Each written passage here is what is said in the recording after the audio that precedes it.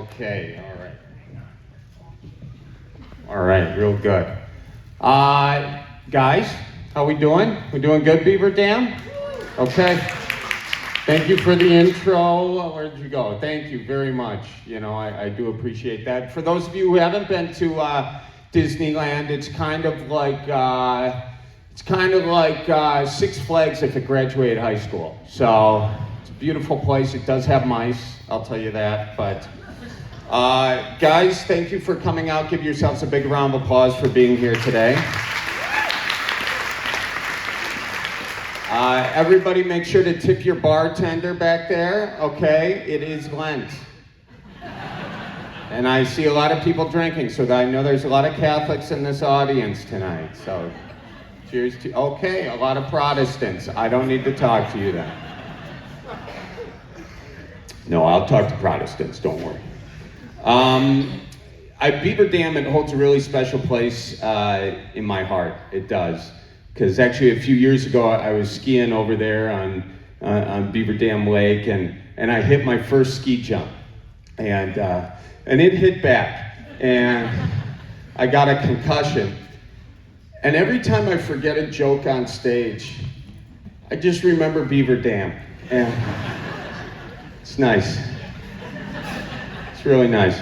So I'm here today because when it comes to these AI data centers, I just want Wisconsin to decide for Wisconsin. I want Beaver Dam to decide for Beaver Dam. I don't want a tech company deciding for you guys.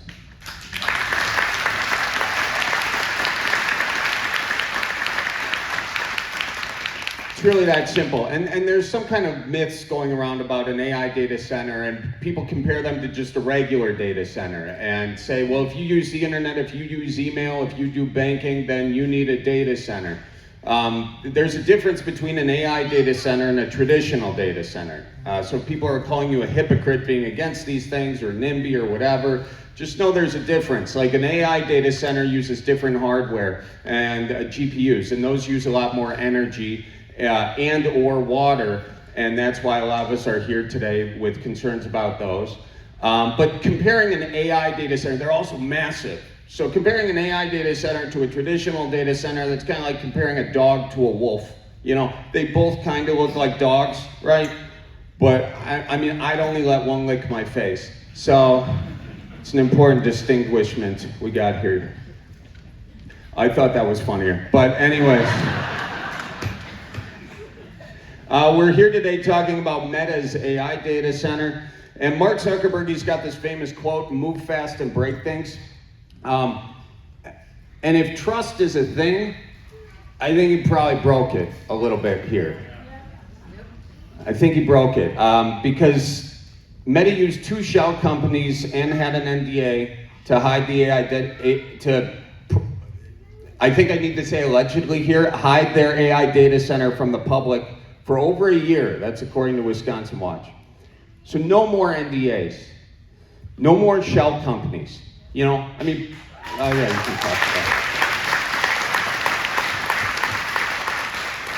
it. Yeah, the shell companies are ridiculous too. Balloonist LLC, we shouldn't have to hold the company up to our ear to hear Mark Zuckerberg cranking up our power bills. So that was a shell joke, you're welcome. And but most people had no idea the AI data center was there until it started being constructed. And that's why this room is got so many different walks of life here. There are Democrats here, Republicans, there's liberals, I talked to libertarians, there's farmers, there's fishers, there's hunters, there's swingers, all in this room. Don't look at me like that. I know there's swingers. I've seen the pontoons, okay?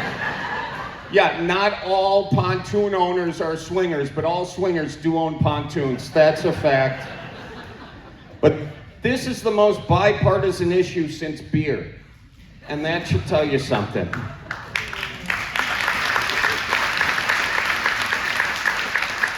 I knew that would be an applause line. I knew it.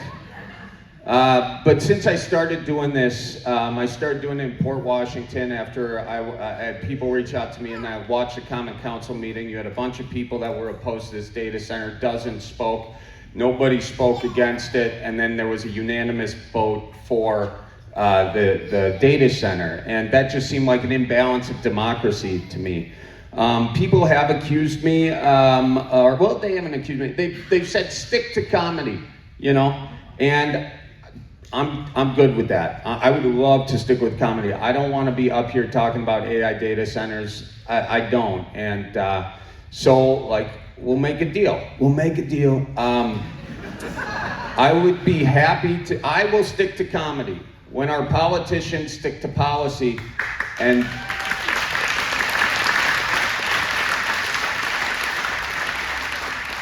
stop protecting big tech and start protecting the people that put them into office.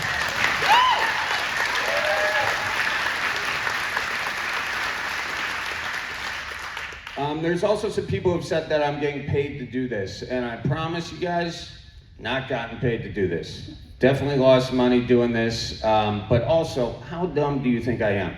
Like, I mean, do you think I'm gonna risk my career talking about the most powerful industry in the world and be on the side with no money, you know? Like, I would at least wanna get paid if I was doing that, but no, I've never been paid. This is just a passion of mine, and it's really, it's been a passion because when I put that first video out, it annoyed me. I wasn't expecting anything to happen, but then I saw all the response from that, and I had so many people reach out to me, and then it really solidified that passion to put the power back in the hands of the people of Wisconsin to decide their future.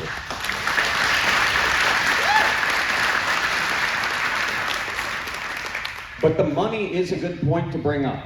It's a very good point to bring up. And if you really do want to know who's getting paid, I used to be a journalist. Follow the money. That's the first thing they tell you.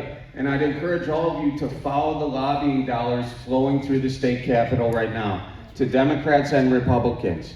And it's working.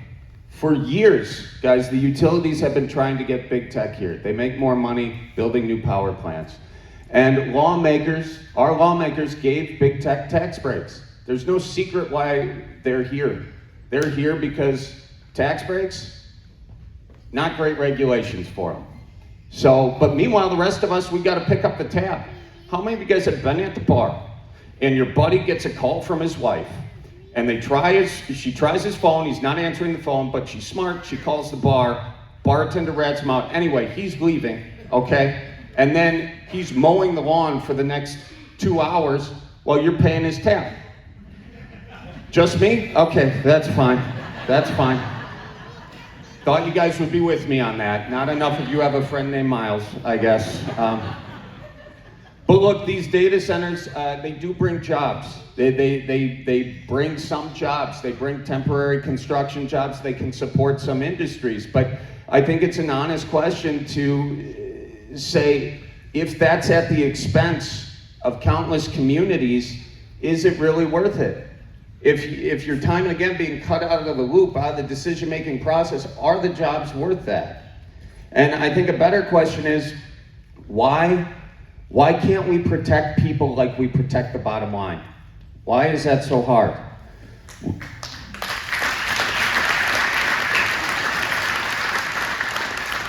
And by that I mean we still haven't passed any meaningful AI legislation. Like when it comes to these data centers, we got less protection than Bill Gates on Epstein's island. And that's, all right, that one worked, nice. See, that's me trying to stick to comedy. That's my olive branch right there, all right? No, but our power bills, they're still not protected. We're still being asked to trust that big tech and the utilities will just somehow work it out and we won't foot the bill. It hasn't worked in other states. I don't know why it's going to work here. There's no guarantees on how much water will be used.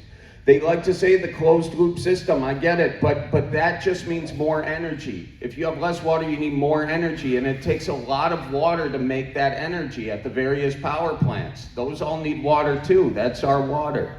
And the EPA is also fast-tracking the chemicals used in the water at these data centers, in these closed-loop systems and other ways that they cool them. They're fast-tracking chemicals, the EPA is. But where does that water go? In Wisconsin, right now we got a bad PFAS problem in Wisconsin. And that's because we already rolled the dice trusting corporations. You know, and the PFAS, it's got a lot of problems. Like there are forever chemicals in our fish. I want my walleye with a side of coleslaw, not cancer, you know?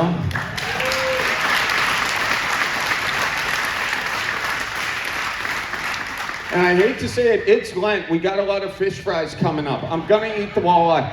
I'm gonna risk it, but I wish I didn't have to. But how are we gonna guarantee that big tech will protect our health and not just pay the fine because it's cheaper? Right now, there's more regulation on a bratwurst than the entire artificial intelligence industry. A bratwurst. And there is nothing wrong with the bratwurst I'm serving out of the back of my minivan, guys. If you want any, I'll be serving them after the show, all right? But we've already paid too much. We have. When it comes to big tech, we've already paid too much. We are the product. We've paid with our data. We've paid with our privacy. We've paid with the mental health of our children. We've paid with the education of our children. Largely due to technology, Gen Z is the first generation officially dubbed dumber than the last generation. And honestly, I'm okay with that last one, because I've been saying that for a while, and I'm glad there's a study to back it up. Says a millennial. But anyways, now they want us to give our land, and they want to give our water, and frankly, they want to give the soul of our small communities.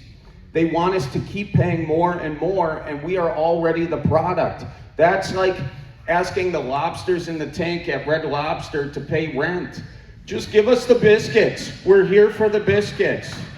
Okay, not enough of you are going to Red Lobster, and it shows.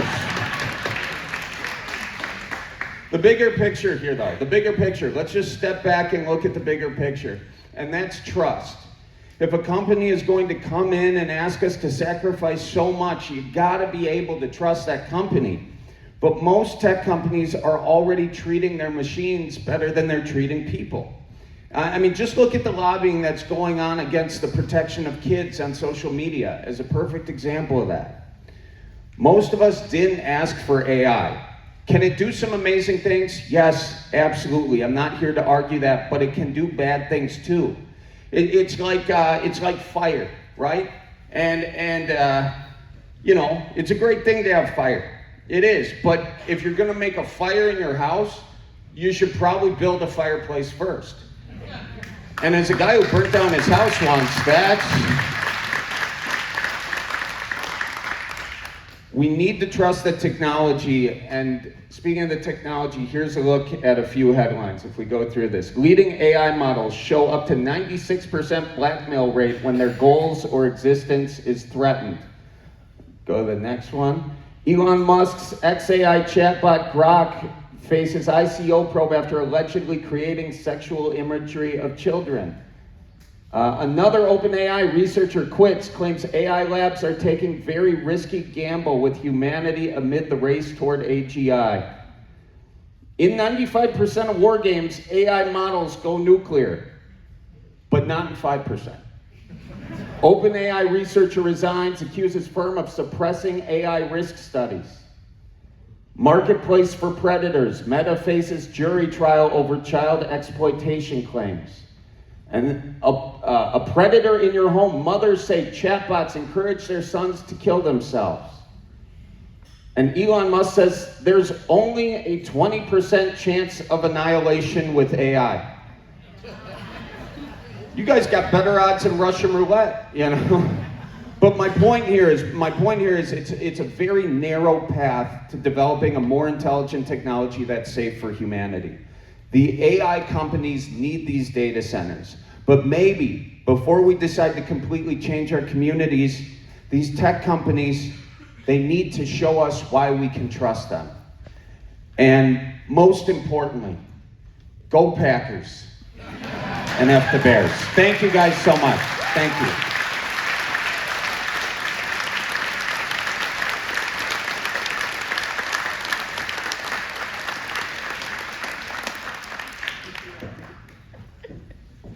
Thank you, folks. Is Charlie the man or what, y'all? I mean, for real.